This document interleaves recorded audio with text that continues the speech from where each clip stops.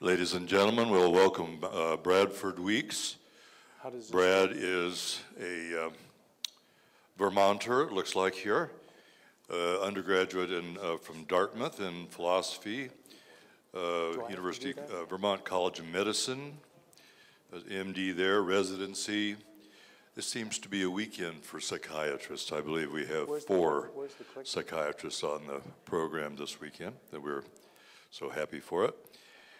But after being a psychiatrist, he seems to have had a very eclectic background and interest in many other types of medicine. He's a certified IPT clinical instructor. That's insulin potentiated therapy, which is, I guess, not so novel and new, but been around quite a while. Way of attacking and supporting cancer patients. I like he's a member of the Psychoneuroimmunology Research Society, Society of Preventive Oncology, Society of Clinical Oncology, Best Answer for Cancer Foundation, International Schizophrenia Association, Autism Research Foundation, American Academy of Environmental Medicine. He currently practices on Whidbey Island in the state of Washington. He's been the Orthomolecular Physician of the Year in 2003, has numerous books. He's also a musician, which is a not too unusual thing for doctors. I've been down that road myself all my life. So we'll be very excited to learn about the Cordelia Effect in the treatment of people with cancer. Would you please give us a round of applause for Brad Weeks? Thank you, thank you, thank you.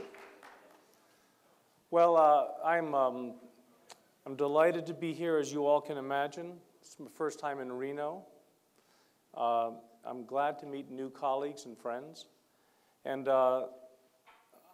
I was asked by Dr. Gerber to repeat a talk which I did about a year or so ago, and it was on IPT and QOL. So I added a couple of more concentrations of letters. So we're going to talk about CCC, IPT, CSC, QOL, and it all summarizes what I call the Cordelia Effect.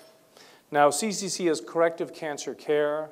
IPT is insulin potentiation therapy. CSC is cancer stem cell therapies. And quality of life is a critical component of the whole thing.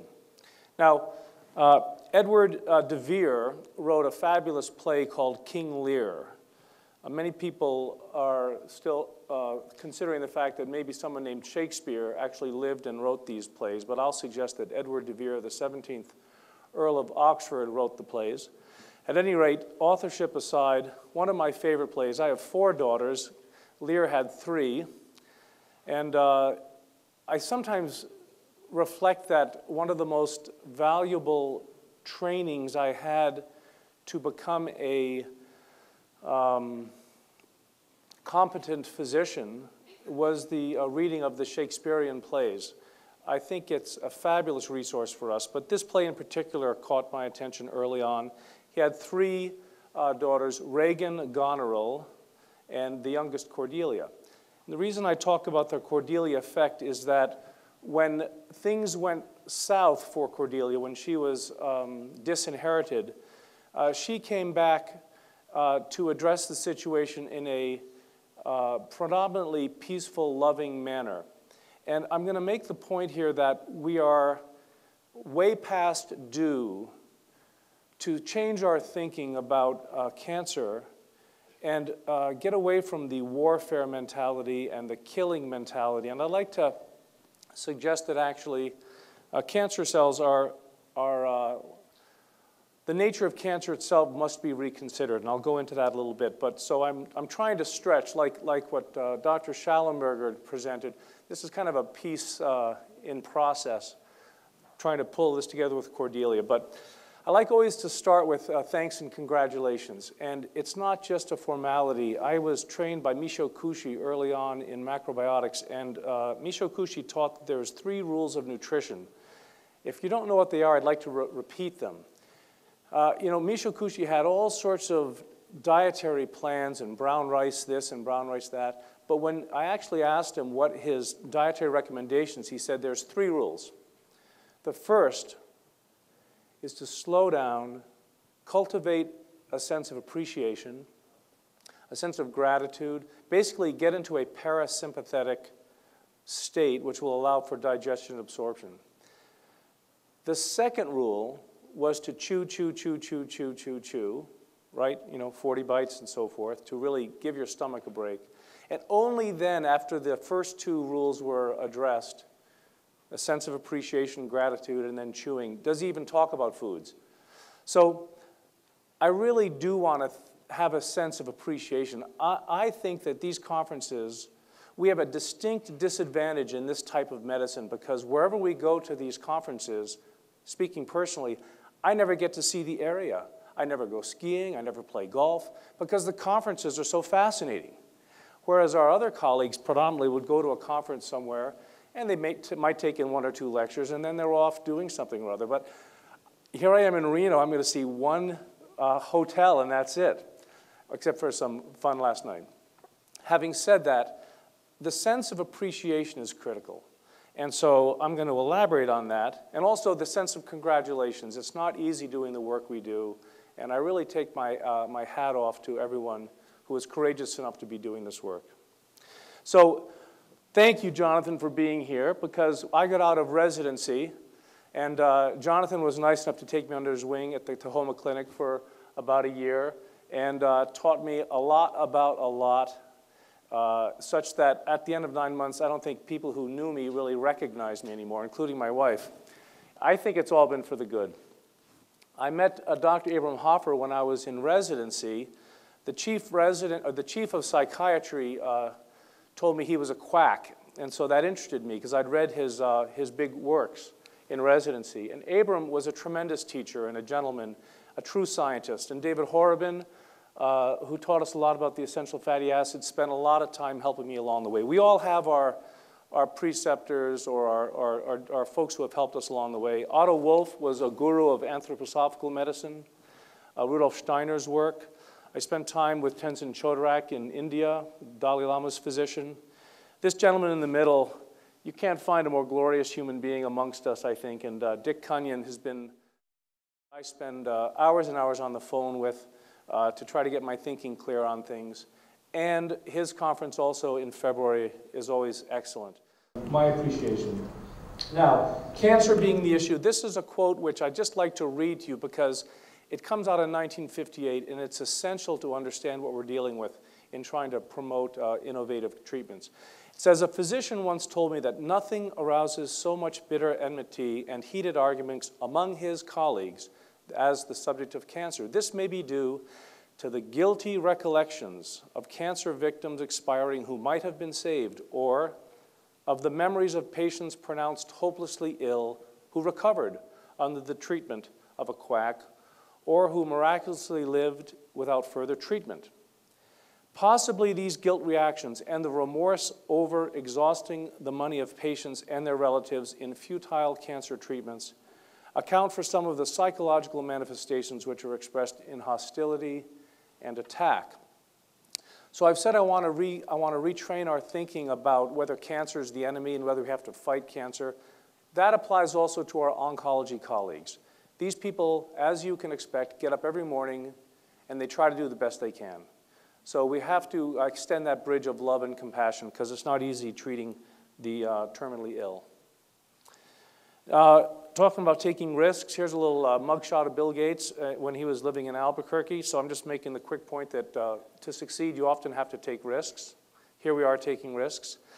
And the goals for this presentation is to understand the theoretical and practical aspects of what I call corrective cancer care, including insulin potentiation therapy.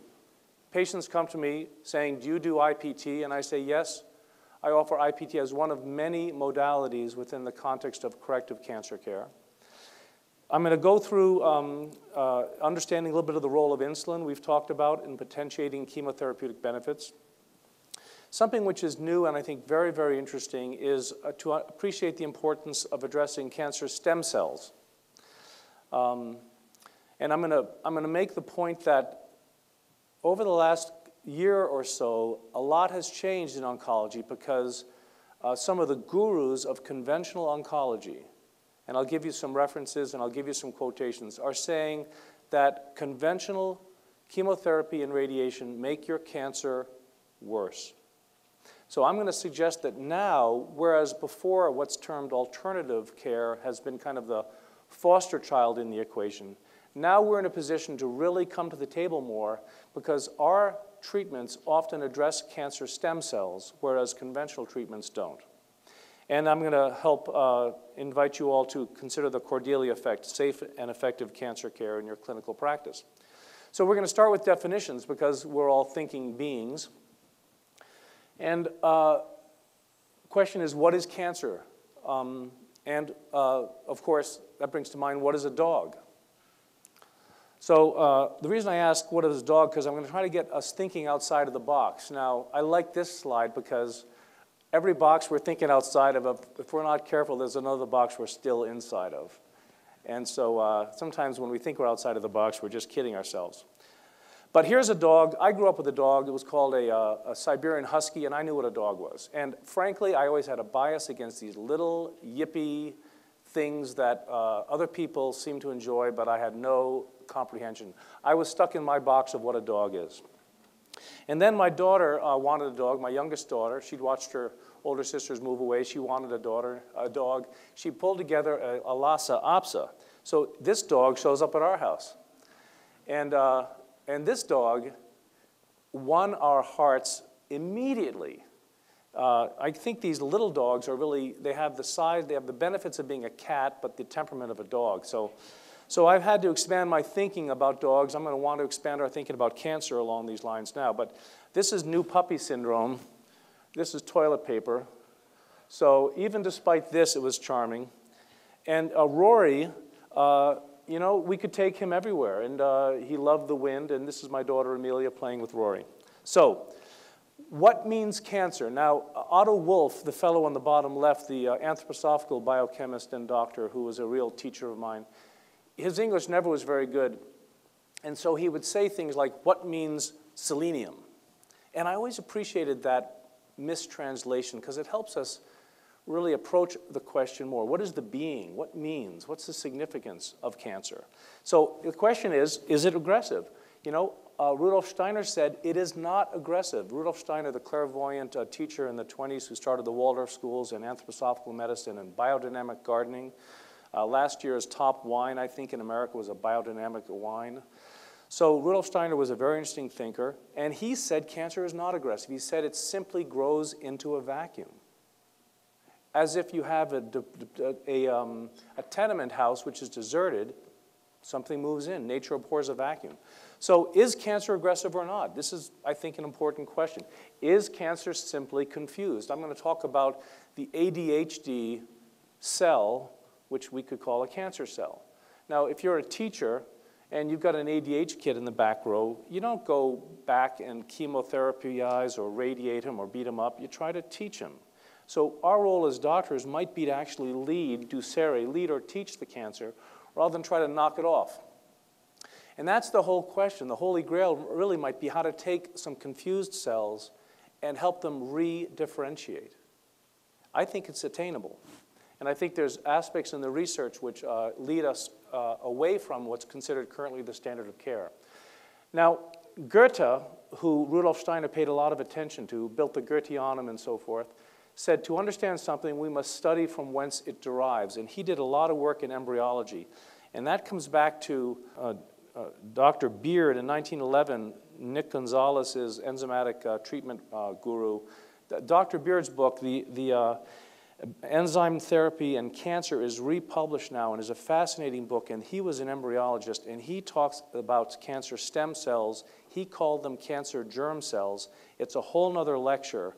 But these are cells which are kind of like the second string players. They're waiting in the wings to be helpful. And so, Frank, you know, this is the terrible thing about following you in a lecture, because I always want to change my lecture after I listen to what you're saying. But, you know, here are these potential cells for whatever reason, but they're ready to become cancerous, to adapt, so to speak. And Dr. Beard wrote a lot about that, and it's worth our review. But Goethe talks about embryology, Beard did embryology, but I wasn't sure if I got this quote right, so I went to find the quote in the internet, couldn't find it, but I found these quotes. So I thought I'd just share these quotes because they were too good not to share. They have nothing to do with the lecture, but they're lovely. A person places themselves on a level with the ones they praise. So you see, I wanted to put myself on the level with Jonathan and Dick Cunyon and everybody else because I said thanks to them at first. Deeply earnest and thoughtful people stand on shaky footing with the public. The correct answer, Dick, is like an affectionate kiss. Doubt grows with knowledge. This is all Goethe. All intelligent thoughts have already been thought, and what is necessary is only to try and think them again. So here's Jonathan Wright doing fabulous work for us, and a lot of what he brings to our attention was discovered in the 30s and 40s, but people forget. So let's not forget.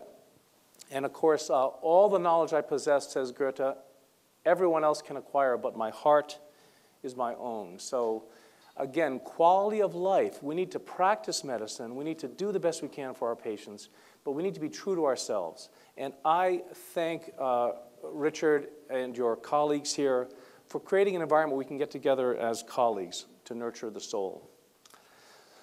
So let's work to cancer. It is not the problem. I don't think cancer is the problem. I think cancer is an adaptive response to the problem. You know, Samuel Hahnemann, my initial training was in classical homeopathy, and Samuel Hahnemann said, the symptom is a healing gesture. You show me a tumor in the left breast of a woman, and I'm looking at a symptom of something. I'm not looking at the disease right there. I'm looking at a symptom. And I'm looking at what I consider a healing gesture. So if we take homeopathy seriously and Hahnemann seriously, we have to look at cancer as a healing gesture. The Chinese would say that it's toxic blood and tissue, the mesenchyme, that's the problem. I grew up in northern New Hampshire. We had a garbage dump. Farmer Jones let us use his back 40. And the fact of the matter is, our front yards were relatively clean because we could dump our junk in his back 40. And it's the same in our body. We can eat all sorts of toxic foods and do all sorts of nonsense because at some point, some aspect of our physiology will say, I will be the toxic dump. You can dump your stuff in my left breast or in my prostate. And so the solution is not to take out the breast or the prostate because the body will find, if Farmer Jones said no more trash in my back 40, Farmer Smith would let us do it there. We'd pay him $10 a year in those days. So the body will find another place to dump the toxic waste. So we can't look at the tumor per se as the problem, in my opinion.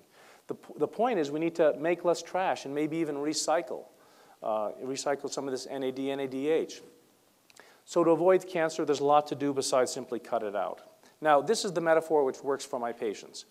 If I was like, this was in my backyard in Whidbey Island, and if I took a sledgehammer and knocked that off the tree, could I really pat myself on the back and say, I cured that tree of fungus? Well, you can't, because you wouldn't get this until the process is systemic. So we have to start to apply that thinking, I think, to our cancer patients. Nature abhors a vacuum. I talked about Rudolf Steiner saying that cancer is not aggressive. It simply moves in when the spirit. We know this from our understanding that cancer is supposed to be separated from higher direction. It's selfish, we say, or it's working under its own mechanism. It no longer listens to the higher messages from the organism. There's a vacuum there, and so it goes against the laws of nature. Now, this is the logo that we use at the clinic. It comes from Rudolf Steiner's work of the fourfold human being, the physical body, the etheric or the chi, the vital body, the soul, and the spirit. And it's all centered in compassion. But what I explain to my patients, as if I were to invite you to a violin concert, you would expect 4 things. If I were to invite you to a violin concert, you'd expect that someone would have a violin at the concert, that someone would have tuned the violin, that the person playing the violin would have enjoyed playing the violin is not really a tuba player that really wishes he could be playing the tuba, but loves the violin. And for it to be a good concert, you'd have to have somebody who is either composing or improvising. You need that to have a good concert. It's the same with a good life. You need a physical body. You need the violin. You need a physical body. Someone has to keep that body in shape. Exercise, diet, nutrition. You need to have also enjoyment of the process. And I can't tell you how many of my cancer patients, I'm estimating, I sometimes say 60% of my cancer patients who are male over 60 have no desire to live.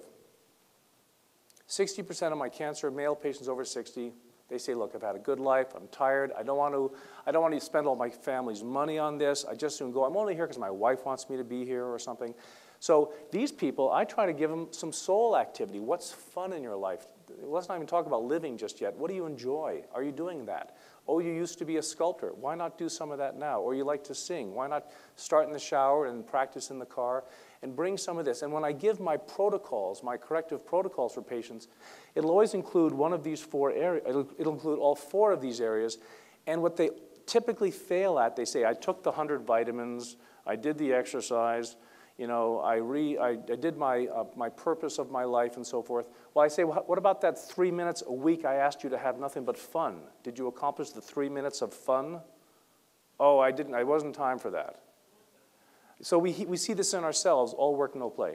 So all I'm going to say here is that it isn't just IPT, and it isn't just this or that pill. I think it's an integration. The 4th part, the spirit, that's really the composition of the musical piece. If you're just out there, you know, sawing away on a violin with no composition, you know, that might be the vacuum that allows cancer to start percolating. Psychoneuroimmunology would say that's a valid theory. It's a little weak in terms of biochemistry, but I bet the biochemistry catches up with a psychoneuroimmunology. So we need to have a purpose. You need a violin, you need someone to tune it, you need to enjoy playing the violin, and you need a good composition or be able to ad-lib. And you know, these are old truths, but these help my cancer patients. It's not important whether you win or lose, but it's how you play the game. You know, is it really important if I can give you another 10 years of life if you're not enjoying it? You know, let's have these discussions with our patients. And I simply say, medically, legally, I say my goal is to try to improve the quality and quantity of your life. And we almost have to leave it at that with cancer because as Ron said, we don't treat cancer, we treat people with cancer. So we're working there. And then I like Paracelsus. You know, Bernie Siegel back, 30 years ago was saying there's no such thing as false hope. And I think he's right with that. And I do encourage people to have hope. And I quote Paracelsus, who said, there are no incurable illnesses, there are just incurable people. So here's IPT, and I'm going to go through this pretty quickly because you have some masters of IPT in the room. Of course, James Forsyth is doing this fabulously well. I appreciate the collegial work with Dr. Forsyth and Frank Schallenberger. Is anyone else doing IPT in the room? Excellent, okay, thank you. So we'll go through this pretty quickly. You have local resources. But basically, in 1921, the Canadians synthesized insulin. And what I think is interesting is within just a couple of years, the Mexican Donato Perez Garcia was using insulin to treat polio, malaria, and syphilis. So the development of this IPT concept, I'm not going to specify this because it's good history, but it's basically a concept of presuming that if we've all had kids with fevers, a child with a fever, we're often, as parents, grateful if the child has a fever, because we know that if we can get this child through the fever so they don't have too high a fever, like a Helen Keller process, that they will be better after the fever. The fever has a benefit or a therapeutic effect. And that's because pathological cells of all kinds cannot tolerate shifts in the physiologic homeostasis. So whether it's hyperthermia or hypothermia, or hyperglycemia or hypoglycemia, or hyperoxygen or hypooxygen, often the pathological cells are the ones who have a hard time making that adaptation, whereas the healthy human cells who are not pathological are more nimble, more flexible. So we found that with fevers, there can be benefit, hyperthermia, with kids, and that when they come through a fever, the cells which are infected with bacteria seem to have been vanquished from the bacterial infection, and the cells which were normal cells could tolerate the fever well. That said, it's the same with this modality of insulin. If you shift that physiologic parameter to hypoglycemia from insulin, you set up some vulnerable cells, and I'll go through that. Again, neurosyphilis was first. I sometimes show my patients this Time magazine, 1944, when the original Dr. Garcia went to San Diego Naval Hospital and did some amazing things. And rather than think about it, the Americans simply said, we'd like him to come back and do it again. That's Time magazine, 1944. According to the timeline, Dr.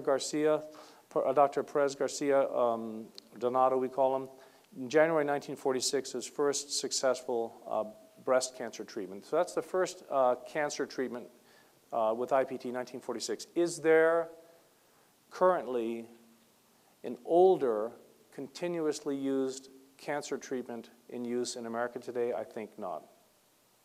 So this isn't the new kid on the block. This is 1946. Pros and cons of conventional chemotherapy.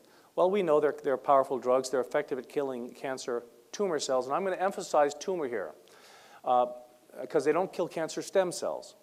Chemotherapy. The cons are the same thing.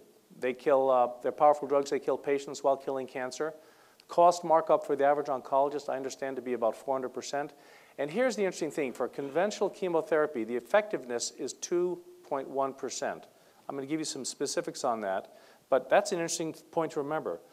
The published data on the effectiveness of conventional chemotherapy is 2.1%. And chemotherapy is not effective in killing cancer stem cells. Other problems with conventional chemotherapy, this is not news to you, but in order to get the intracellular concentrations, you get a high toxicity. There's a lack of tissue specificity. So you get a lot of side effects. And the little reported fact is that chemotherapy and radiation do not kill cancer stem cells, and that in a given cancerous tumor, greater than 99% of the cancerous tumor is really, in that sense, non-cancerous. I'm going to make the point that the real target has to be the cancer stem cell. And think of this as a riot. If there was chaos and Frank Schallenberger was the ringleader, a few of us would be the lieutenants, and then a lot of other people would just be kind of attracted to the activity. So I would suggest that we need to think about the cancer tumor cells almost as innocent bystanders swept up in the chaos. Think cancer as ADD, cellular ADD. So these tumor cells, not only are they kind of innocent bystanders, but they're really not a meaningful target. I'm going to repeat that. If you're focusing on killing cancer tumor cells, you're not really using the best approach you should be using. And this is the references here. Morgan, Ward, Barton, in his article, Contribution of Cytotoxic Chemotherapy to a 5-Year Survival in Adult Malignancies, published in 2004, say that the overall contribution of curative and adjunctive cytotoxic chemotherapy to 5-year survival in adults was estimated to be 2.3% in Australia, 2.1% in USA.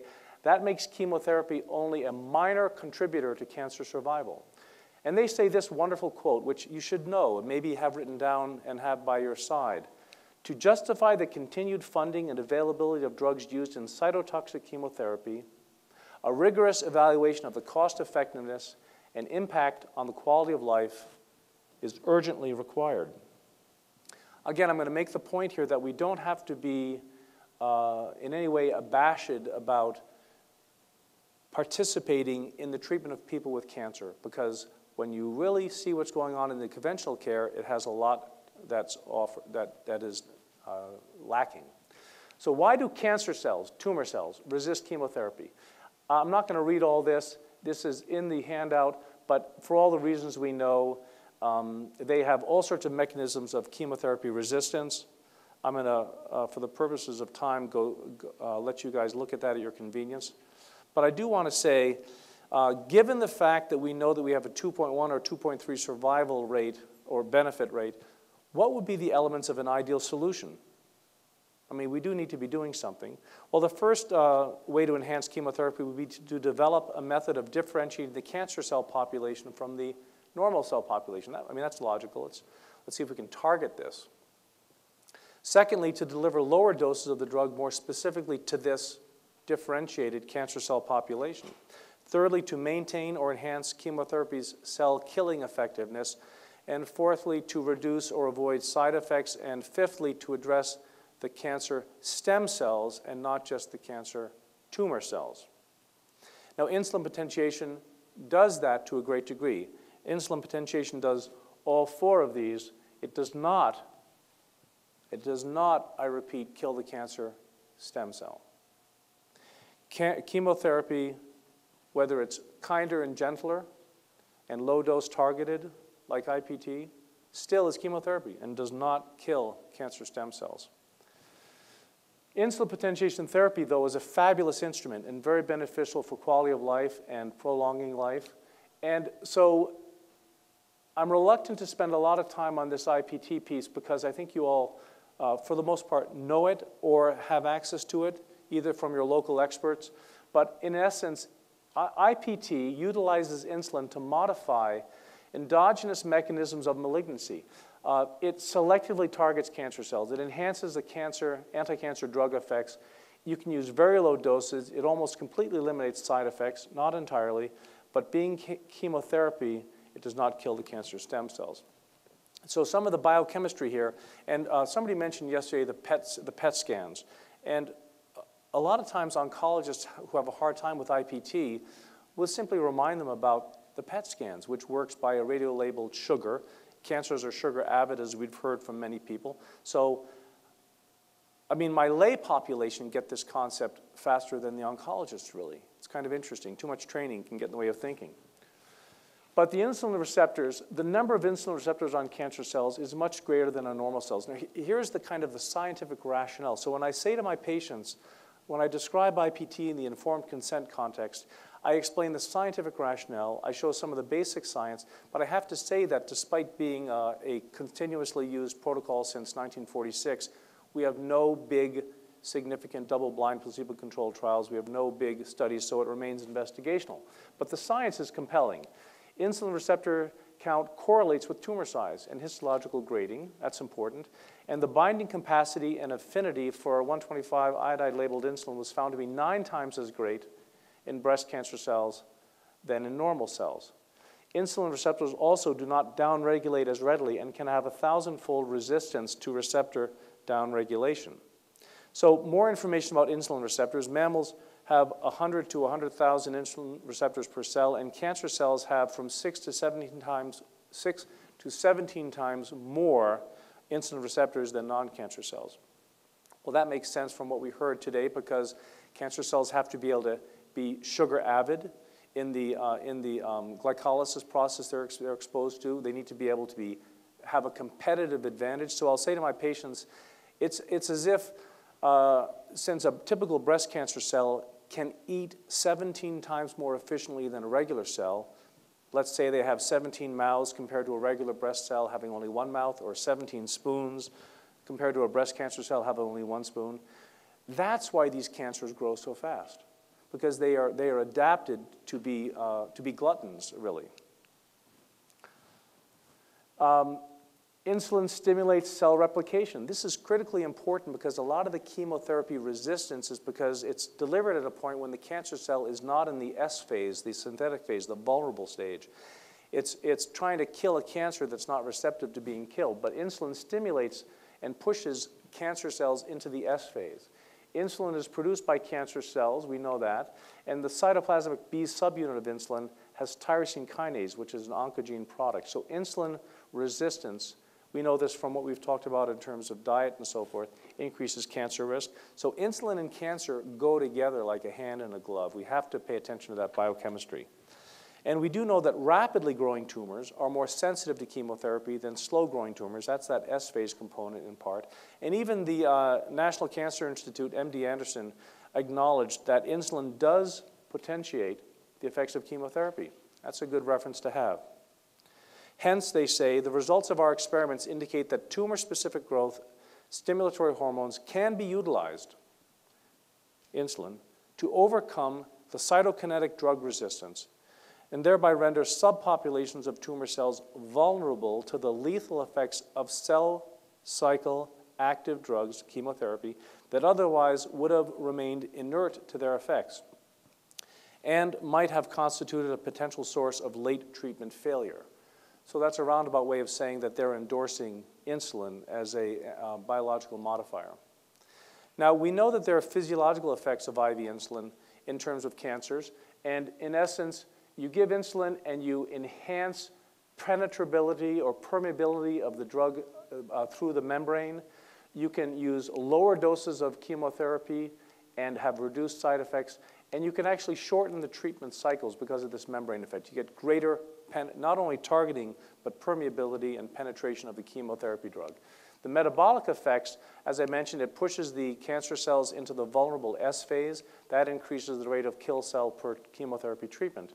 And in terms of cellular differentiation, an excess of insulin receptors and IGF receptors on cancer cells allows for basically kind of what I call a smart bomb effect and relative sparing of the healthy tissues.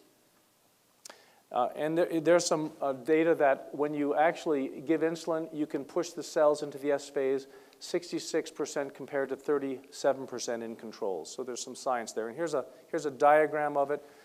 Here would be a normal cell cycle, normal cancer cell in this process. And then you give insulin, and all of a sudden, look at this target. Instead of a little bit of DNA synthesis, which is part of where the chemotherapy works, as well as mitosis, cell division, where chemotherapy works. Again, if you happen to hit a cancer cell when it's at rest, chemotherapy does practically nothing except for it'll make you lose hair and so forth. But with insulin, look at this magical increase in the target. And so that's an important image to have, I think. So now we're talking about insulin and appetite, because what kills cancer patients? The cachexia, primarily. So anything you can do to help appetite is very, very beneficial in a late-stage cancer patient. And IPT actually changes the physiology of the fatigued, depressed, and anorexic patient. It stimulates appetite, results in weight gain, and can produce some euphoria. Here's some references, which I won't read, but they underscore what I was saying earlier in the handouts. And this is a fabulous piece. I wish that this didn't come from, I think this one came from studies in Ecuador, published in the European Journal of Cancer Oncology, 1981. But they basically found that insulin enhanced the cytotoxic, the killing effect of a chemo drug, methotrexate, in breast cancer cell lines by a factor of only 10,000-fold. So that means that with insulin, you get a 10,000 greater cytotoxic effect than without insulin. If I were an oncologist, I think I'd be interested in that. Patients are very interested in that. And then pre-incubation of this cell line with insulin resulted in an increased intracellular accumulation of the drug with increased cytotoxicity. That speaks to the permeability. And pre-treatment, these are some references, China now, pre-treatment with insulin enhances anti-cancer functions of 5-FU in human esophageal and colonic cancer cells. The effect of insulin, I think that's the same thing. It enhances the cytotoxicity of the chemotherapeutic agents. So I'm showing you there is some rationale. In summary, we know that glucose is the only fuel that cancer cells can use, and cancer cells have 6 to 17 times greater ability to take in that glucose than regular cells based upon the insulin receptors. And we can talk about the delta-9 desaturase enzyme, which makes the cancer cells more permeable because of the insulin receptors. We know that IGF-1 doubles the number of cancer cells in S phase, and that increases the vulnerability of chemotherapy drugs, and that cancer cells are selectively targeted with insulin, so lower dosages of chemo drugs preserve immune function while killing cancer cells. Appetite improves. We can address cachexia with weight increase and euphoria. That's a summary of that. So insulin potentiation therapy is this mechanism we're discussing. I don't know if it's helpful to read that, but I think it's redundant. So let's go back to here. So now we're going to reconsider the nature of cancer. Is it aggressive, or is cancer simply confused? So I talk about molecular ADHD. And this is the quote which I referenced earlier. In the mechanisms of malignancy, they say that the combination of insulin and IGF-1 operates autonomously at the cellular level within tumors. And this operation is free of any higher level of integrated control. That's like I want you to be thinking about cancer as an ADHD kid who means well, isn't trying to be confused, isn't trying to make trouble, but he's free of any higher integration being exercised by the teacher. So the Cordelia Effect, the corrective cancer care, is, we got to take down the cancer welcome sign. What is that? The cancer welcome sign. It could be someone living on love canal. It could be someone smoking cigarettes. It could be someone's lifestyle issues. It could be, Steve Jobs just passed away. I bet you. I can bet you because it's not a bet you can take. It's not verifiable. But had he not been kicked out of Apple at that critical point in that grief process, I bet you wouldn't have had the pancreatic cancer. I think when Frank mentioned grief and trauma, it's critically important. So the cancer welcome sign could be making peace with that. You want to take that down. We want to enhance the immune system. And then we want to reduce and kill the cancer tumor cells and re-educate the cancer stem cells. I like the metaphor of a sinking boat. If we're on a rowboat in the middle of the Atlantic and there's a hole in it, thank God if we have a couple of buckets we can bail with. But if that's all we do, if none of us think about plugging the hole, we will eventually fail, we will eventually drown and die. So conventional chemotherapy is primarily bailing a sinking boat. We need to figure out how to plug the holes. That's the genius of what this holistic medical approach is to try to find the way to plug those holes, to pay attention to that. So the cancer welcome sign is often whatever it is that created that hole in the boat in the first place. We need to plug that hole and bail. Adjunctive care. I let my patients know that I pay attention to what I call the net. That's nutrition, exercise, and thought process. And I say that about 85% of what keeps most of us healthy all the time is nutrition, exercise, and thought, the safety net. Now, nutrition isn't just what you eat. It's what you listen to. It's what you put on your skin. I wish I had the reference. Someone said yesterday that before 11 o'clock in the morning, women are putting 1,500 different toxic chemicals on them. That's what I'm talking about nutrition, things that come in. And exercise isn't just Pilates and so forth. It's digestion. It's doing justice to whatever you took in. It's honoring what you took in. If you hear a good story, you tell a good story. If you read a good book, you maybe do a book report. You process, you digest, and you excrete. You don't just take it in. And thoughts, being my original training was psychiatry and psychoneuroimmunology, I would much rather do the trickle-down effect where you change someone's thoughts and beliefs and ideas. And I think that changes the biochemistry much easier than giving someone a pill of biochemical intervention and expecting the thoughts to change. So I'm a trickle-down guy in that regard. All right, that's just my orientation. Nutrition, I'm just repeating myself here. It's what comes in, all 7 senses. And Otto Wolff, who I referenced in the first couple of slides, the anthroposophical doctor, he said to me something which I never got him to explain. He said, it's the little sins that kill you. It's the little sins that kill you. Well, my understanding is it's the martini every night, or it's the Hostess Twinkie every day that kills you. Whereas if you wait and have a blowout on the weekend, providing that someone else is driving, at least your body gets it that it's a toxic process and will make an effort to detoxify. Think about the frog in the water that you heat up and eventually it boils because it doesn't jump out if it comes gradually. So it makes me a big fan of lifestyle intervention because it's the little sins which tell the body, well, I guess that's what we're doing here. Whereas if you restrict your sins to big sins, I think the body will have a wisdom to counteract it. And speaking of the body in that regard, I also wanted to find a way to plug in what George Wolfe, one of my teachers in medical school, said. He said, always remember, Brad, that the dumbest kidney is smarter than the smartest doctor. And we have a wisdom in this body. That gets back to the tumor being a symptom, being a healing gesture. We need to always work with the body's processes. As Jonathan says, work with nature, not against it. And so our bodies, if they show us a symptom, we should pay attention to that. And we should work with that rather than simply suppress the symptoms. It's the little sins that'll kill you. Exercise, I talked about. And the most important aspect of exercise, I think, is creativity. So I don't treat any folks with cancer unless we've had a discussion of how are they creative beings. You know, the Bible says God created man in his own image. I read that as a creative being created a creative being. And if we're not being creative, we all have our little glimmers still of being creative. But if we're not doing creative things, I think that we're losing our best psychoneuroimmunological tool. So exercise involves being creative. And that can be singing terribly in the shower, or it can be, you know, doing some sculpting. I have one of my cancer patients who went out and got a mallet, 4 different things you hit with a mallet, chisels. He's having a blast. He's making bowls out of, you know, Douglas fir. These are bowls that even if you were bringing them home from 3rd grade to his mother, she'd probably say, you can do better.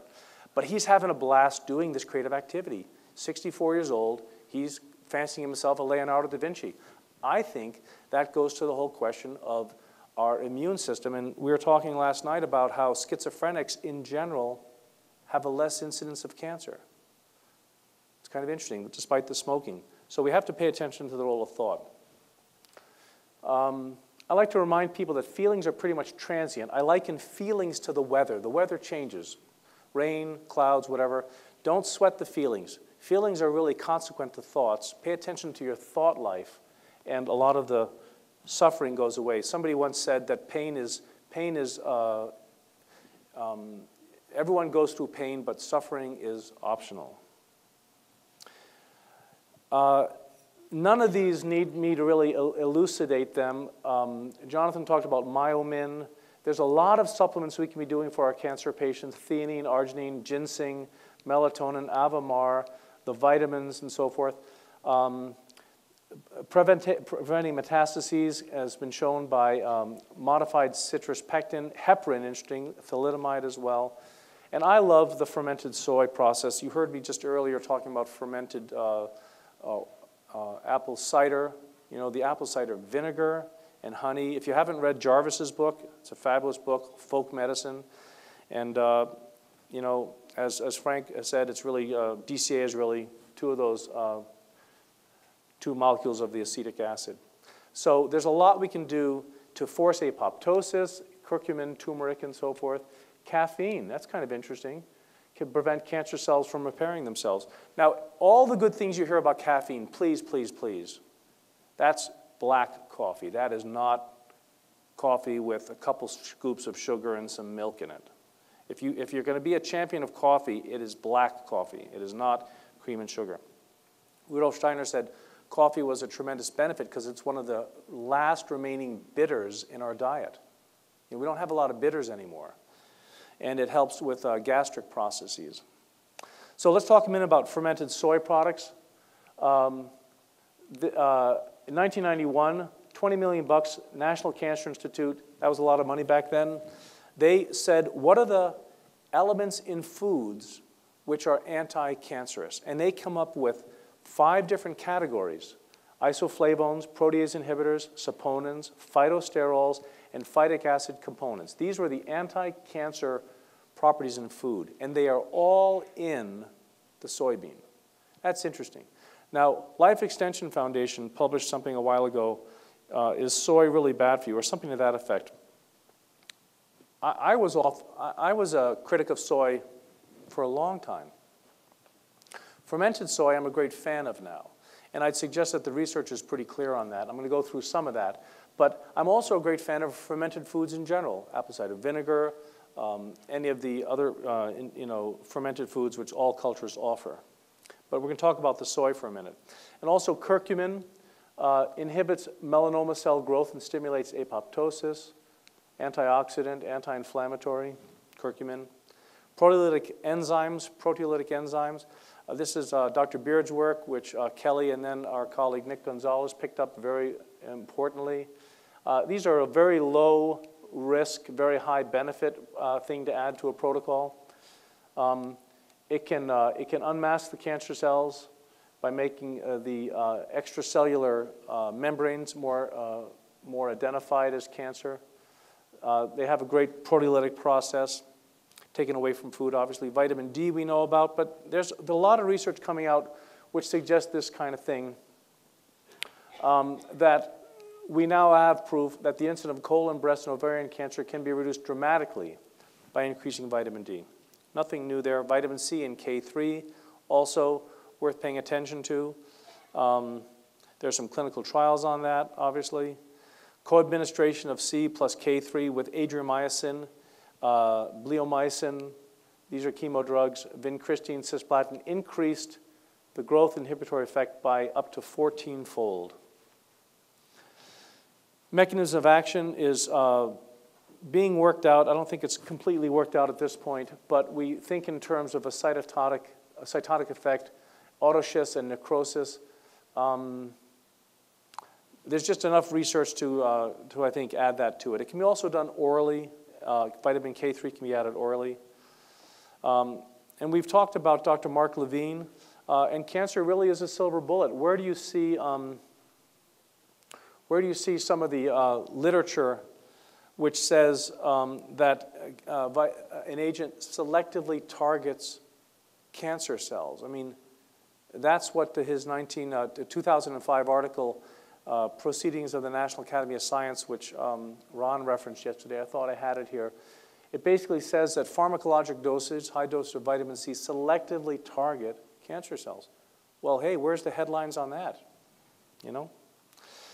Some other specific nutrients we give intravenously, typically after the insulin is administered in the office, but before what's considered the therapeutic moment of the nadir of the blood sugar, would be these friends. These can all be given IV. All very beneficial in numerous ways. But here's really the take-home message, which I'm happy to offer here. I want to introduce you to Ron Burke, who published in Medical Hypothesis 2007 an article which had been published in a trade journal about 4 years earlier. I read this in the Medical Hypothesis, and he basically says that by giving normal baric oxygen, you can tell the kidney to stimulate the production of erythropoietin, and that will address anemia due to chemotherapy. So I called up Ron. I said, this is a fabulous article. It makes great sense. You know, and I think he lives in Bellevue near me. He said, well, Dr. Weeks, first of all, I have to tell you, I'm not a doctor. I'm an engineer. But I'm the husband of a woman with breast cancer, and we were going broke paying for this Procrit. So I got to thinking, and I worked this out. And I said, well, that's fabulous. I'm delighted to meet you. That endogenous physiologic erythropoietin dosages provided by this method may be safer in terms of cancer mortality than the exogenous Procrit and so forth. So I said, this is great. He says, let me tell you something else. I published this, and now it must have been about 10 years ago, so 2003, I think, and I have heard from nobody. You're the first person to call me on this. He says, I would have thought at least the insurance companies would be interested in not having to pay for Procrit anymore by just giving people oxygen. So I give oxygen very freely to my patients when they're getting IPT, pre and post. Almost any chance I can get them sitting down, I'll get oxygen on them. And I recommend that we pay attention to this, especially in cases of anemia. So now let's get to stem cells. And unfortunately, we're not talking about stem cells for beauty and so forth. That's most of the public, when you say stem cells, they think beauty or you're going to do this or that. We're really talking about a different type of stem cell. This is Max Wicha, a gentleman I've been on the phone with a number of times. I just think he's fabulous. He's in that category of brilliant scientist with not a clue about the political ramifications of what he's doing.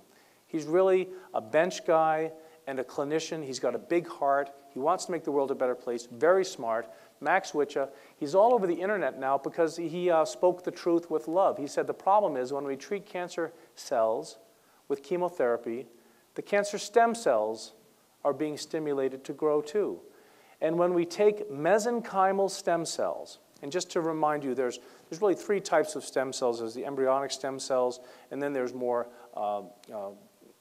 organ stem cells, but then there's these mesenchymal stem cells, which Dr. Beard would say are the germ cells. They're kind of the team on the bench, waiting to be called in if there's a need for them. You know, if you had a cut on your arm, the message comes out to them, we need more skin for the arm. If you had a gastric ulcer, the message comes out, make more gastric tissue. These mesenchymal stem cells, when you mix the mesenchymal stem cells, you can also think of them as undergraduates which haven't declared their major. They're not differentiated. They're full of potential. When they mix with tumor cells, what happens? The tumor cells grow more quickly. That's a worsening in terms of prognosis. Now, here's what happened. February 24th, 2010, Max arrives in Pittsburgh to give a lecture, and some smart reporter met him at the airport and said, hey, I've been paying attention to research, can we talk? Max said, sure, this is the naive aspect of this good gentleman. I'd love to talk. And I have transcribed for you the entire lecture. I'm sorry, the entire interview. I would like you to read that at your convenience, but things like the following were said.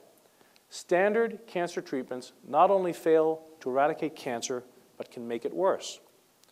Things like when tumors die under assault from chemotherapy and radiation, they give off substances that can reactivate a special set of master cells known as the stem cells.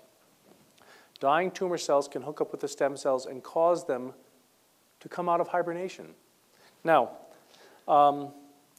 he also says chemotherapy and radiation cause tumors to shrink dramatically, but these stem cells stay alive, living under the radar, and are once again spurred into action at a certain time. Max Wicha says that when the oncologist shows you the before and after x-ray and shows you that your lung tumor has shrunk, that is a bad prognosis. That's very interesting.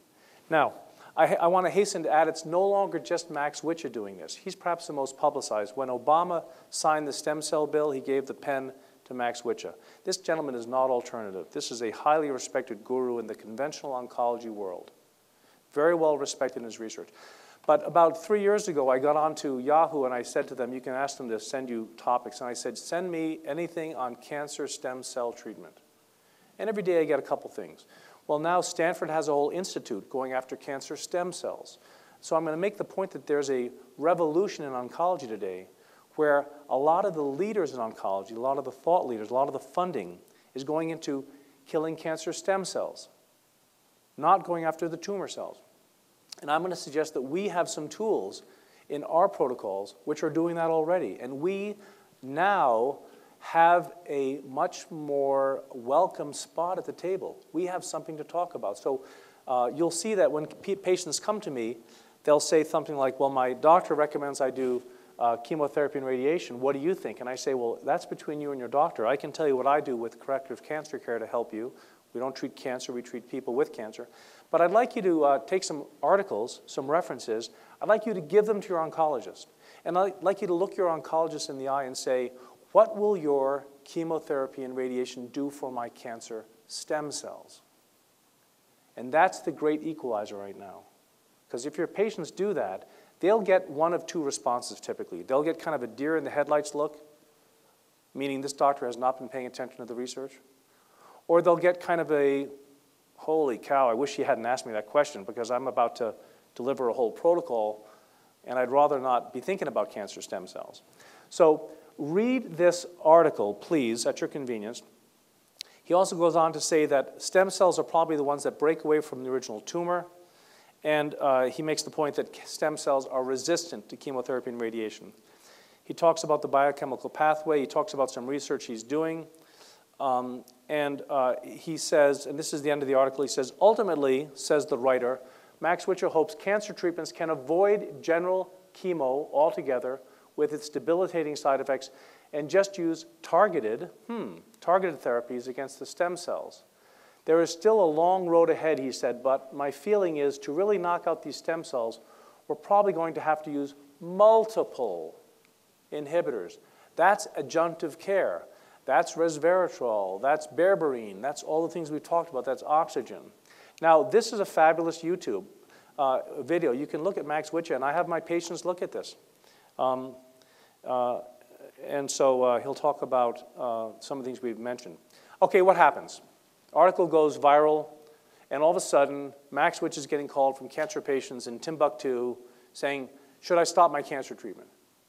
And he told me he got a lot of calls from his oncology peers as well, along the lines of, what the heck are you saying here?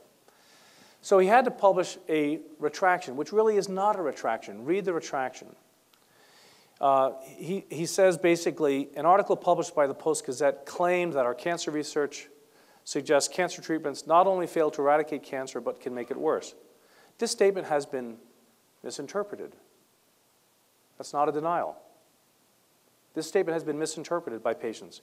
And basically he says to them, look, I'm up in Michigan. You need to follow your own doctor's recommendations for treatment according to current standards of care, but inquire whether you are eligible for a clinical trial. So that's Max Witch, again, distinguished professor, chief of oncology, University of Michigan Comprehensive Cancer Center. So once again, what is cancer? Cancer is understood to be an unregulated amount of cells proliferating autonomously within the human being, either in humoral or tumorous form. And I'm wondering, are they aggressive or confused? What is a tumor? This was news to me when I paid attention to this a few years ago. A tumor is either benign or malignant. It's a proliferation of cells of which, in the case of a malignant cancer, less than 1% of the cells are dangerous. How can a tumor, which is the size of a grapefruit, how can less than 1% of those cells be dangerous? Well, of course, if the tumor is growing too big, it can occlude an airway or something. You can have a steric effect, so it can be dangerous in and of itself. But less than 1% of the tumor can metastasize. The only cells that metastasize are the cancer stem cells. That's kind of interesting. And also, when I was doing research at Mass General, we were transplanting cancer in rats. It never occurred to me why, but the case is we would grab some tumor from this rat, put it in this rat, and more often than not, that tumor wouldn't grow. And it turns out in tumor cells cultured in vitro, less than 1% of the primary tumor cells can give rise to colonies because less than 1% of the tumor cells can metastasize. Let's take our eyes off the tumor and let's pay attention to the cancer stem cells. What metastasizes? Just the stem cells. Tumors contain only a minority of cells which are capable of regrowing the tumor. Normal tissue stem cells, now we're not talking cancer, but normal tissue stem cells resist chemotherapy. We know that for reasons which basically have to do with, well, it has to do with the way their DNA is working, it has to do with their metabolic rates and so forth, but normal cells have evolved multiple mechanisms to protect themselves from toxins and genotoxic stress, which makes them relatively resistant to killing by cytotoxic agents. So that we know that about normal cells. The exception would be the rapid growing cells, skin, hair, and so forth. Now we know that cancer stem cells are also resistant to chemotherapy, mostly because they don't have the targets on them which are vulnerable to chemotherapy. And published in Nature in 2009, I mean, this is not a controversial fact. It is the case that, that cancer stem cells resist chemotherapy. So when your doctor says, I'm going to give you chemotherapy and radiation, you can ask him or her, what's that going to do to my cancer stem cells?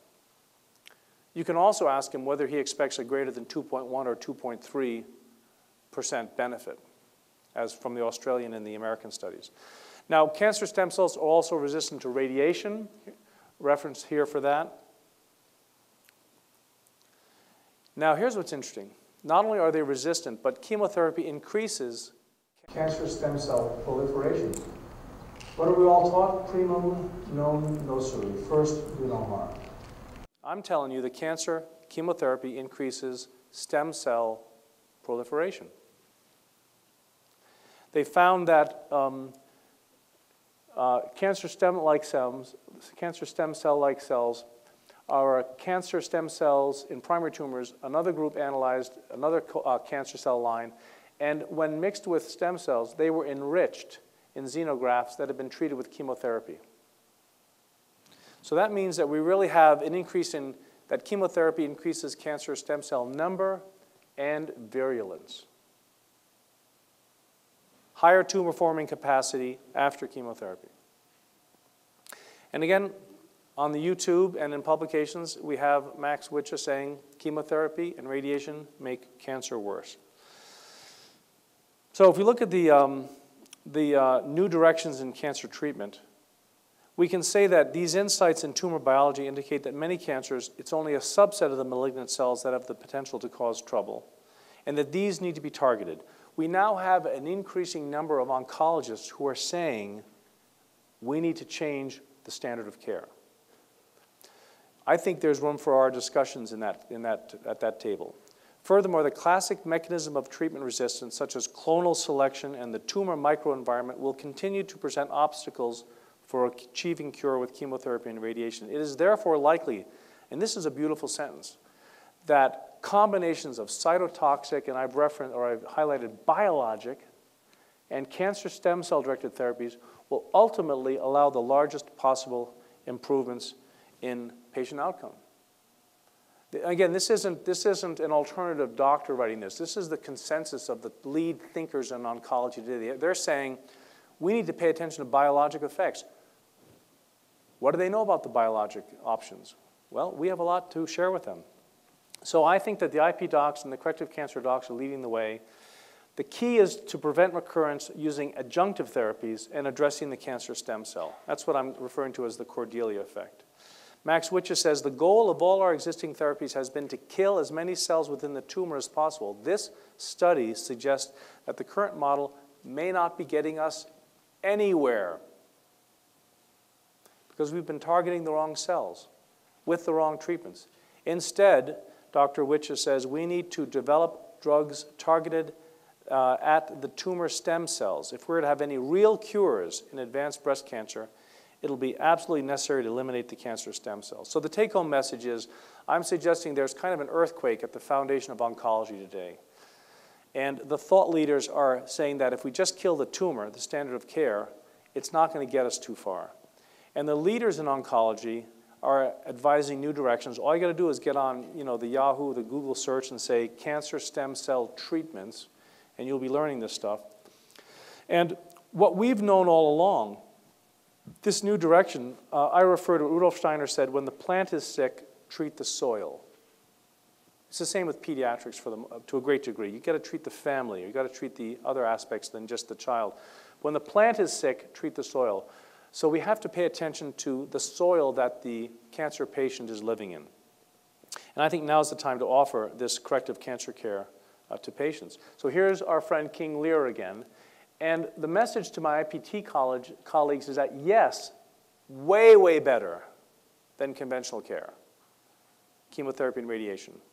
And the great quote in King Lear, I want to take a little time to put this in context. So Lear tries to give up his kingdom, but retain all the rights and honor of being a king. So there's this epic scene in the beginning where he gets his daughters together, and I can relate to this. Which of you loves me the most, he says.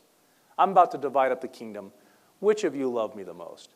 And Reagan says, I love you more than any words can imagine. And Goneril says, I love you as much as Reagan, but even more so.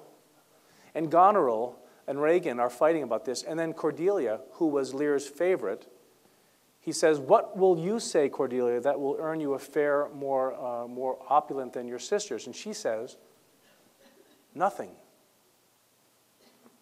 And he says, well, nothing can come of nothing. Speak again. And then she goes into a great phrase, unhappy I am that I can't heave my heart into my mouth, and blah, blah, blah. And if I love you all, she's not married at this point. If I love you with all my heart, like my sisters say, how come they're married and they say they love you? She does a little bit of protesting, but she doesn't really want to play the game. So Lear excommunicates Cordelia. And she, I should just read the whole play to you if you haven't read it recently. It's fabulous because Burgundy and France are competing for her. And Burgundy says to Lear, well, look, give me a little something and I'll take her and she'll be my queen. I need some land, something. And Lear says nothing. So he repeats what Cordelia said, nothing. Nothing comes of nothing. And then France says, is this true? She is mine for the taking?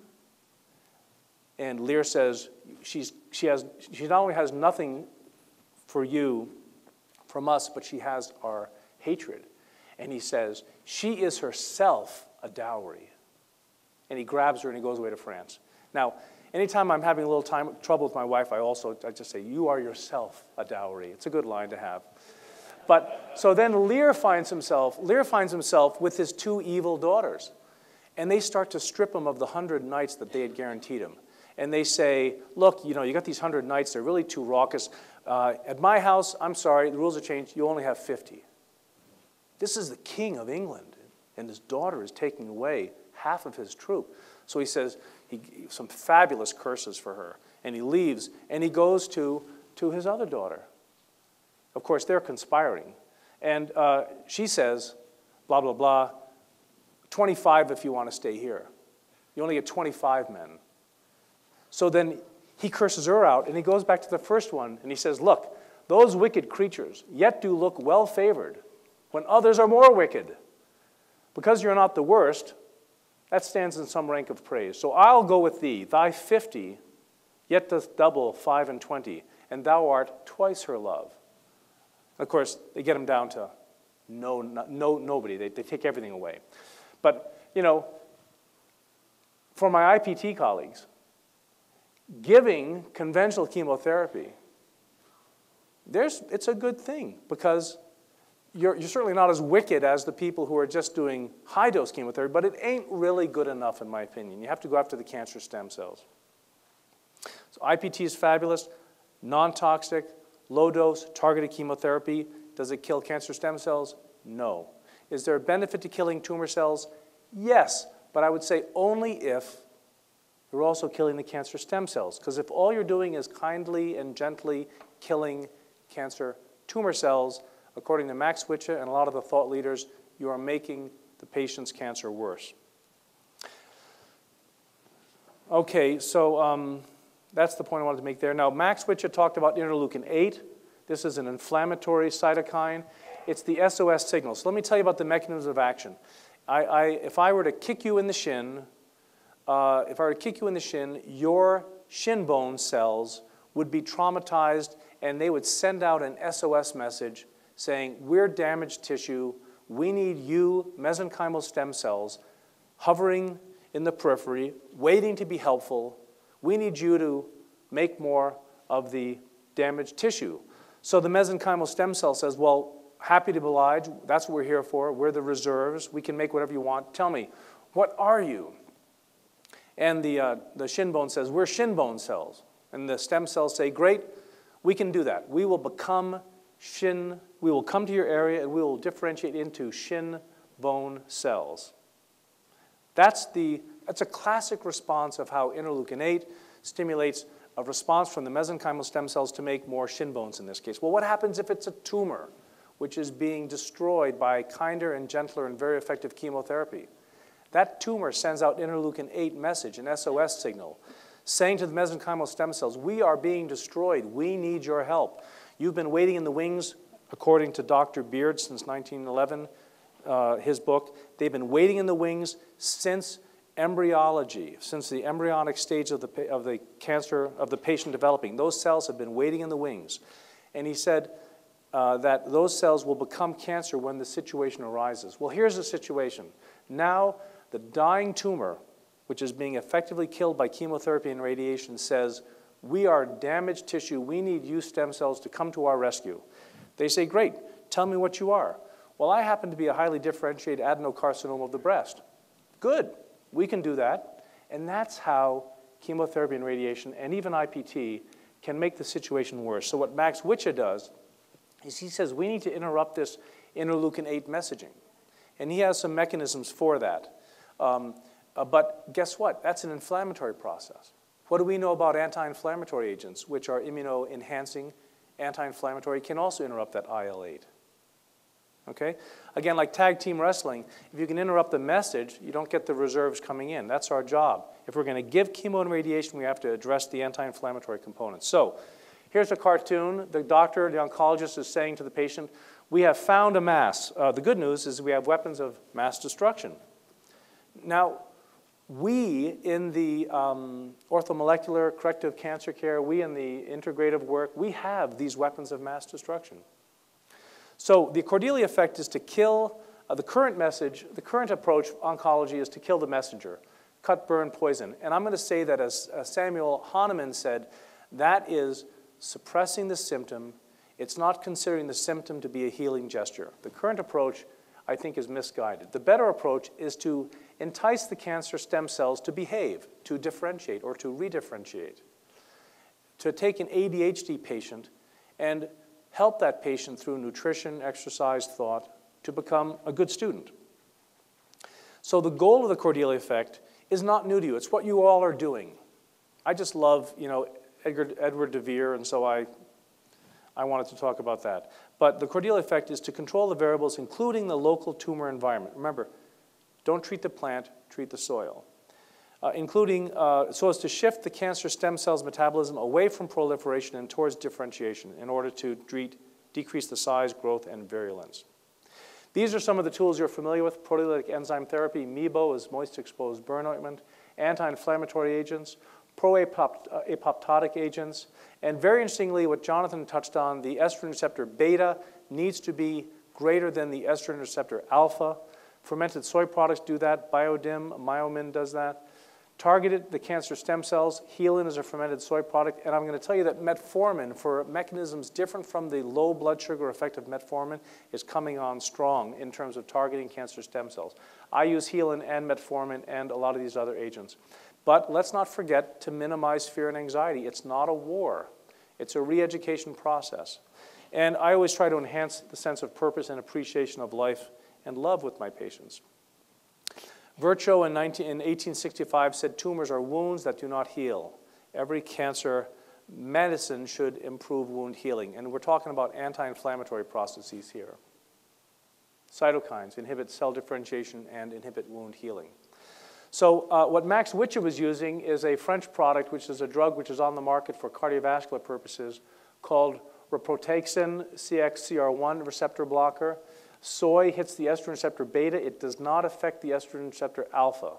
That's the reference I mentioned. Is Soy Safe by Rodriguez, Life Extension Magazine, July 2010. If you have any concerns about the benefits or risks of soy, specifically fermented soy, take a look at that article. We talked about other things. Oxygen is front and center, in my opinion. Hypoxemia does stimulate cancer stem cells. That's been shown. Turmeric, vitamin D. Jonathan talked about, in other lectures, iodine, the iodolactones, suppressing or inducing apoptosis. We have all these tools. We're familiar with these tools. Propolis as well, the bee extract. Propolis is an excellent anti-inflammatory. Here's a published article in 2010 out of Harvard, again, interfering with inflammation.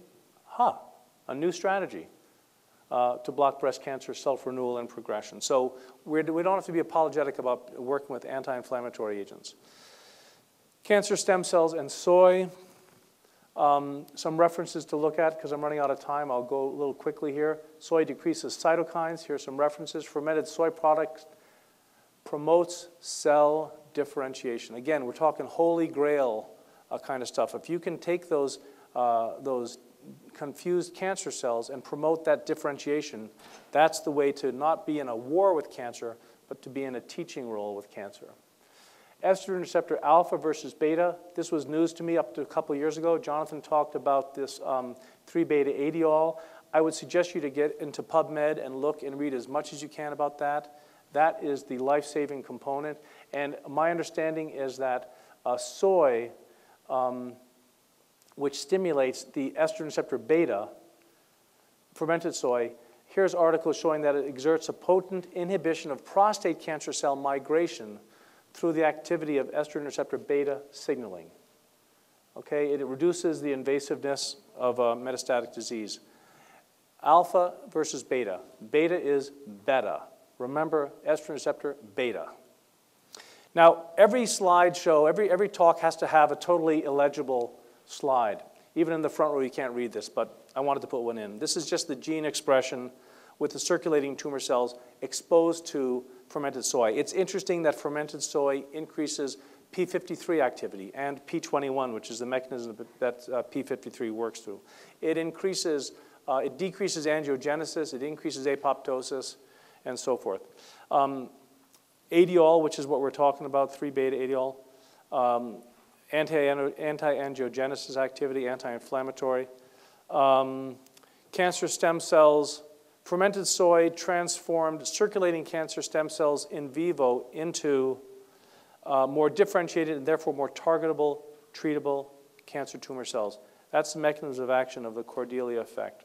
So I'll just zip through this quickly without kind of verifying it for you. Fermented soy, apoptosis is allowed to proceed, DNA repair is enhanced, reactivates the p53 tumor suppressor gene, which we were talking about earlier today, via p21 gene activity. Fermented soy also reduces estrogen level overall, but it increases the beta over the alpha ratio, improves that ratio. And it also decreases the matrix metalloproteinase enzyme. This is the enzyme collagen surrounding that basically, it's the enzyme that erodes. The matrix metalloproteinase enzyme is what erodes the collagen surrounding the tumor and allows for a metastatic progression. It also produces anti-cancer metabolites. This is, again, still the soy. Shuts down the NF-kappa beta mutation pathway, which oncologists will tell you gets activated right away after chemotherapy. Prevents calorie malnutrition, the cachexia. Enhances tumor necrosis factor. A lot of good things with the fermented soy. Anti-angiogenesis, reduces exosomes. And the cancer doctors will tell you about BAX versus BCL2. BAX is basically a gene which kills cancer cells by allowing apoptosis to proceed. Therefore, BAX is good, and BCL2 is bad. Soy increases the good, decreases the bad, gives you a better ratio. Okay, but fermented soy, like a lot of things that are good for you, tastes terrible.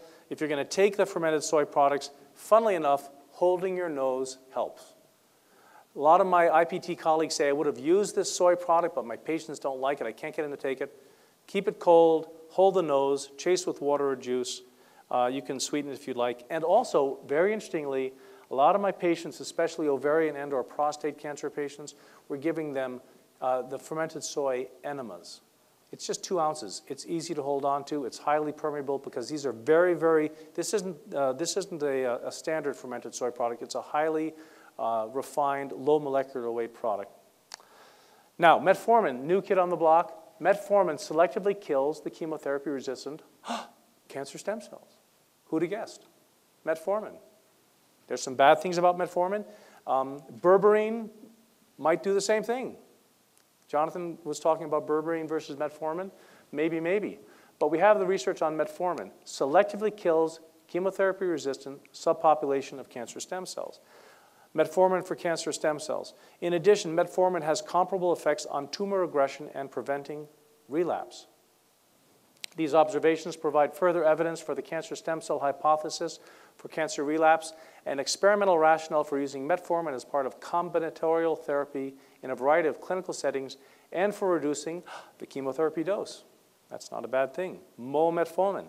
I love this. Metformin and cancer. New applications for an old drug. Activation of the immune system and eradication of cancer stem cells. I'm going to watch the price of metformin probably double or triple or something when this gets out. Metformin may be associated with a decreased ratio of developing cancer and with a better response to chemotherapy. It's talked about as a mechanism which is not related to its hypoglycemic effect. So in summary, cancer stem cells or stem cells in cancer. We now know that cancer mortality is directly related to the cancer stem cell activity, metastatic and proliferative processes, and that chemotherapy and radiation do not kill cancer stem cells. Chemotherapy and radiation, in fact, make them grow faster and make them more virulent.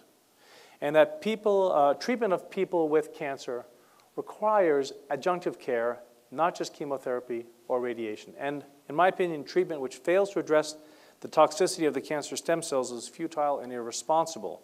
And while IPT is kinder and gentler, in my opinion, must not be given unless adjunctive care is given to minimize cancer stem cell stimulation. And that adjunctive treatment modality represents a significant improvement over the traditional IPT we were all taught many years ago, or those who were taught, the initial treatments for IPT protocols didn't include a lot of these adjunctive care. And I'm encouraging us to pay attention to the fact that this is a therapeutic message. The time has come that our patients and also our oncology colleagues are ready to hear, because they're having to follow 2 different directions. the current standard of care, chemo and radiation, and yet here are these thought leaders like Matt Wicha and different people like Maxwell Deal in Stanford who are saying, hey, we got it wrong.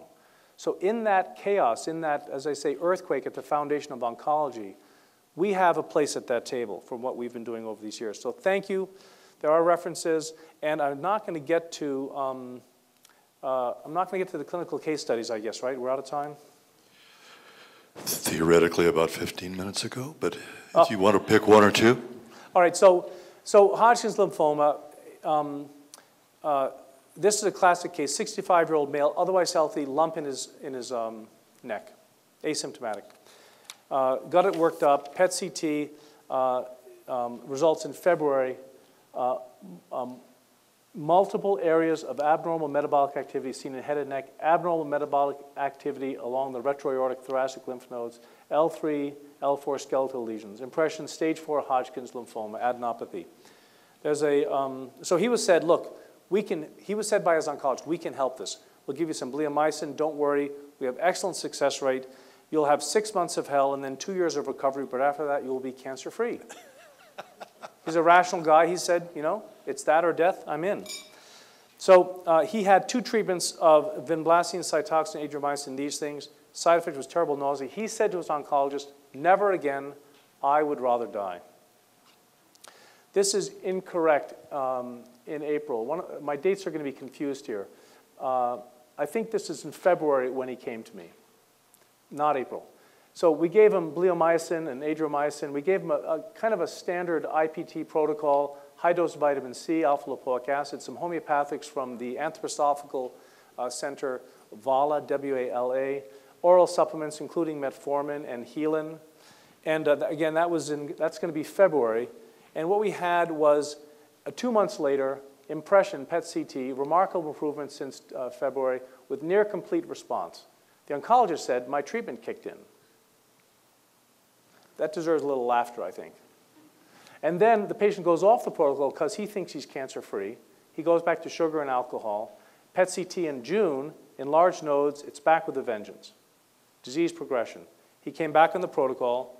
We treated him again, and by August, no evidence of adenopathy, no focal lesions to suggest recurrence in the head and neck, no abnormalities and so forth, no organomegaly, no PET CT evidence of residual or recurrent lymphoma. So the stuff is working well. This is Rory, who's one of my cheerleaders again. Stage 2, this is a leiomyosarcoma of the uterus. 51, stage 4, mets to the liver and to the lung. 51-year-old, she's had this since 47. One of the top oncologists in Seattle gave up on her. She came out to see me on the island, Whidbey Island. She'd failed surgery, chemo, and radiation. She'd been given these things. And in January of 2010, innumerable metastatic pulmonary lesions, aggressive disease. Oncologist, I am shocked that it came back so quickly after the treatments. Put your affair in order. Hopeless case. We started in March. We gave her a very simple IPT protocol, Cytoxan, Gemzar, methotrexate, vitamin C, alpha-lipoic, same stuff, some Tagamet at night. And so that was going to be March. End of April, the innumerable bilateral pulmonary metastatic lesions have shown substantial decrease in size and number. None of these lesions shows a significant degree of metabolic activity. Abdomen and pelvis stable, no evidence of local recurrent of metastatic disease. PET in July, a couple months later, essentially all of the pre-existing metastatic disease are smaller and or less dense per current exam. No new lung mets. She's still doing well. Triple negative, interesting. We'll see this a lot in cancer patients. Triple negative, estrogen receptor, progesterone, and HER2/neu, infiltrating ductal carcinoma in situ, 69-year-old female banker, lifelong cystic process. Well, again, that speaks to the process that this cancer didn't spring up overnight. She's had a lifelong, we could say a dysbiosis of the breast. Ovaries and fibroids, was on unopposed estrogen, which was the standard of care for many years. Hypothyroid, but never assessed for iodine or serum vitamin D. Lumpectomy. She refused chemo and radiation because of what she saw her friends go through. We did the BioFocus test out of Germany. We gave her some chemotherapeutic treatments based on the sensitivity testing. We alternated some of these critters, Taxol, Christine, Cytoxan with mitomycin, doxorubicin, vinblastine, vitamin C, alpha-lipoic. We're also doing ozone in here. We're also doing glutathiones.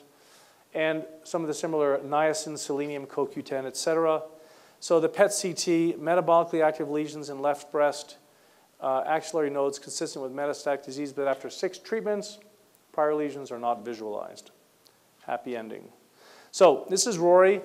You know, I also have trouble having fun, which is why I'm glad to come here and meet new people and have old friends. But Rory, you know, what is a dog? A cat, you don't have to walk a cat.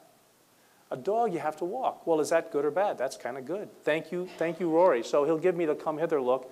We'll go for a walk. Now, last case, primary lung and primary breast. Kind of rare. She came out of Hanford, Washington, where she was working with the nuclear reactor stuff as a biologist at age 18, burning samples of this and that. I saw her at 54 years old, stage 3 breast cancer, and stage 3B lung adeno-CA.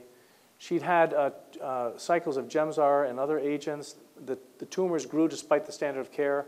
The oncologist said, this is bad, wanted to do a higher dosage, but she read Suzanne Summers' book, and she said, no, thank you. We did the chemotherapeutic sensitivity testing, gave her some chemo agents, gave her some homeopathics to enhance.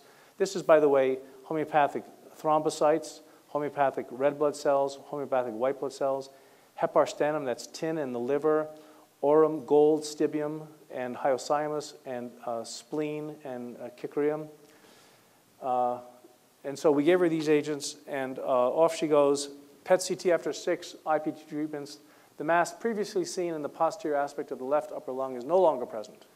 No evidence of progression or new malignancy. Her oncologist says you're cancer-free. I never say to my patients, you're cancer-free. Don't do that to people.